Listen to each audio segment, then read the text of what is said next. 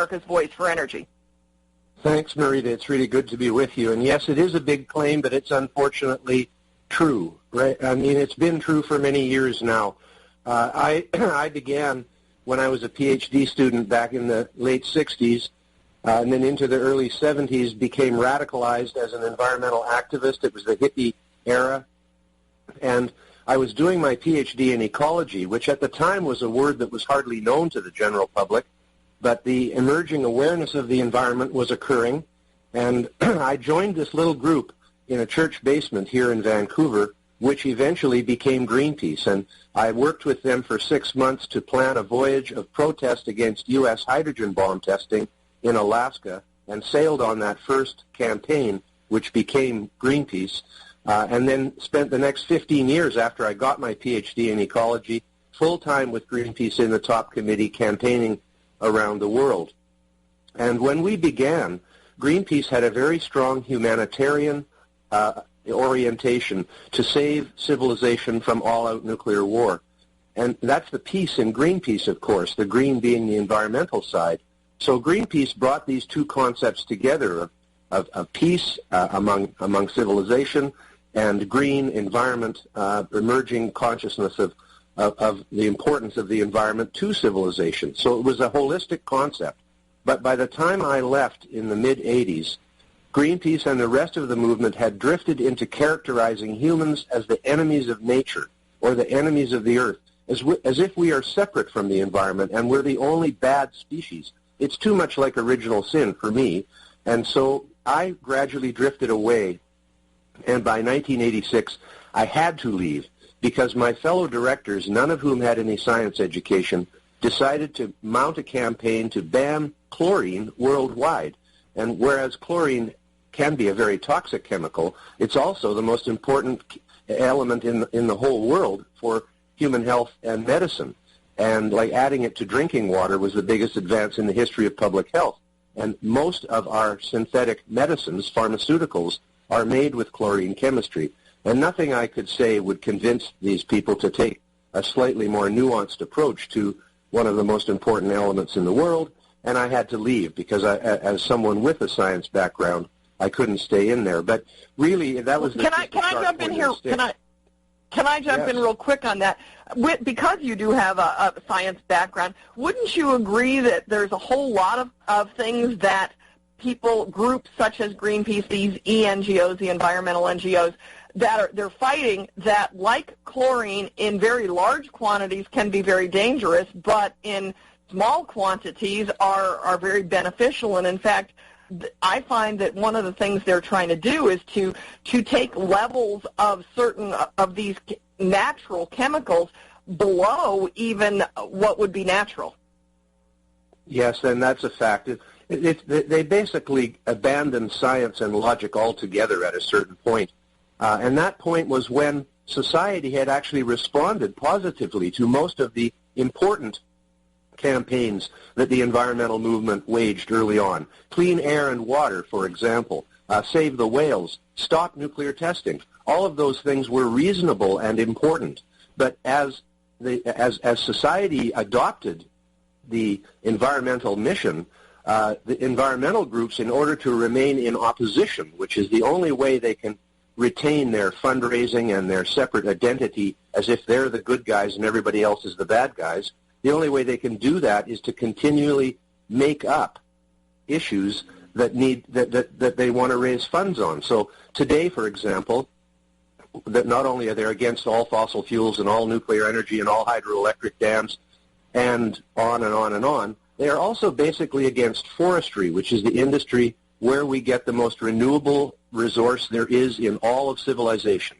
Wood is the most important renewable building material, and it's also the most important renewable energy resource, especially in the developing world. And at least in the industrialized world, forestry is conducted on a sustainable basis pretty well in every country in North America, Europe, most of South America, New Zealand, Australia, Japan, Russia, etc. So the fact is, wood is a really important resource, and if you don't use wood, you end up using something else like steel, concrete, or plastic. And so people have to get this into perspective. But in many ways, the most important thing about forestry is the more wood we use, the more trees people will grow. If nobody wanted wood, why would you bother planting trees back after you cleared a piece of land?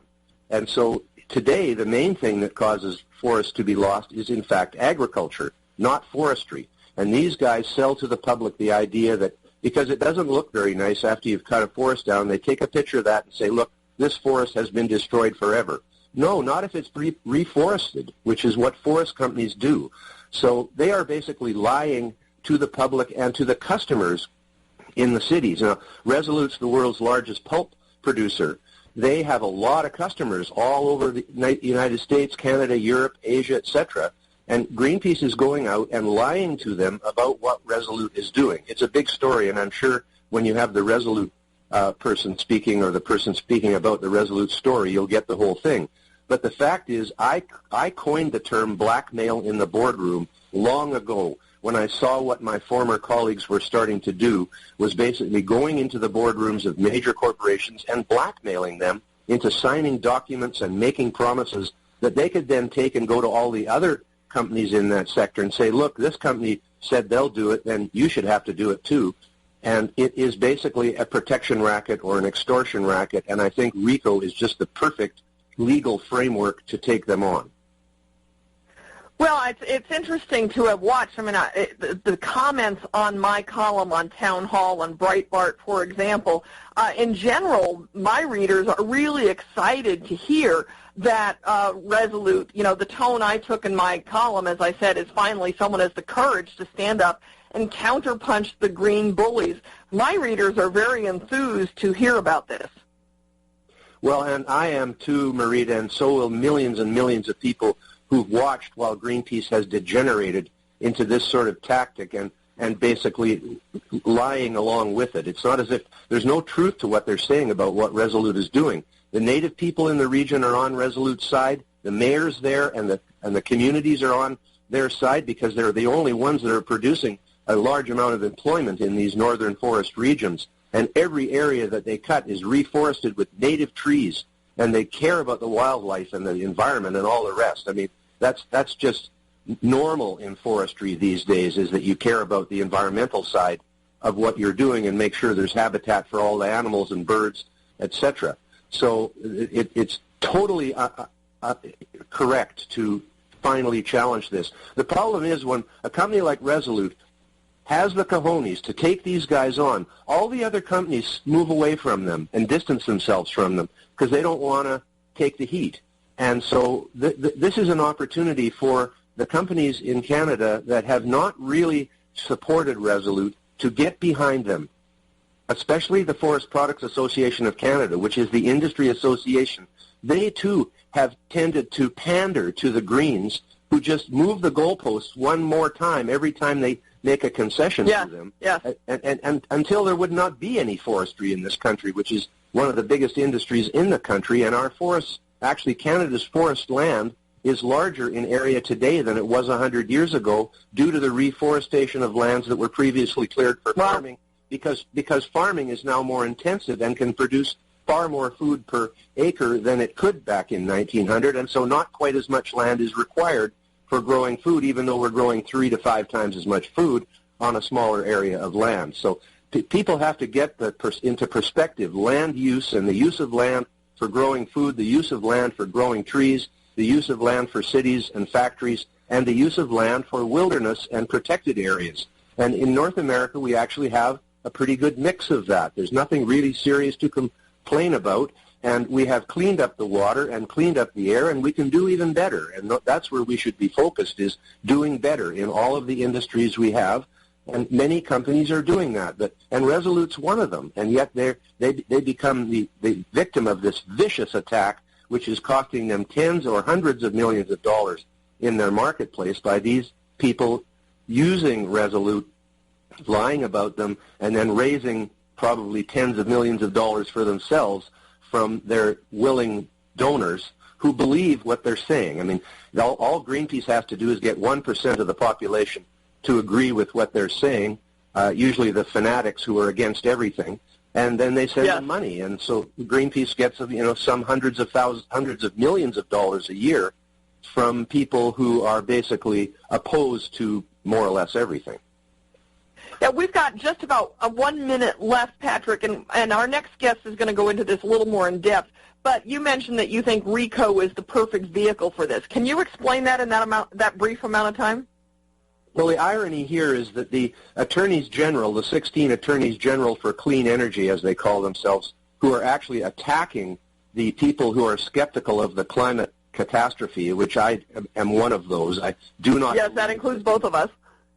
It's just a complete fairy tale and a fabrication that they've made up. Carbon dioxide is the most important food for life on Earth, and more of it is good because the Earth is greening as a result of more CO2. That's another story. But RICO is perfect because, even the Attorney General and Obama and all these attorneys generals on the left are all saying they're going to use RICO, or they should use RICO to attack the deniers, as they like to call them. Well, there actually isn't any case. Free speech means you can have an opinion on climate change without fear of being prosecuted for having an honest opinion on something. And on the other hand, Greenpeace actually is a perfect target for RICO because they are behaving like an extortion racket, because they're behaving like a mob. And I just love to see that conviction go through and watch these other guys who say they're going to use it just fade away because there is no case. Yeah. Well, it's going to be very interesting to watch. Patrick Moore, one of the co-founders of Greenpeace, thanks for giving us that history lesson, that overview, and we'll be watching to see what happens. Our next guest is going to be talking about this particular RICO lawsuit, so please stay tuned on America's Voice for Energy. We'll be right back. Whether cruising the strip in a 57 Chevy or taking the family on a vacation in a 71 Oldsmobile Vista Cruiser,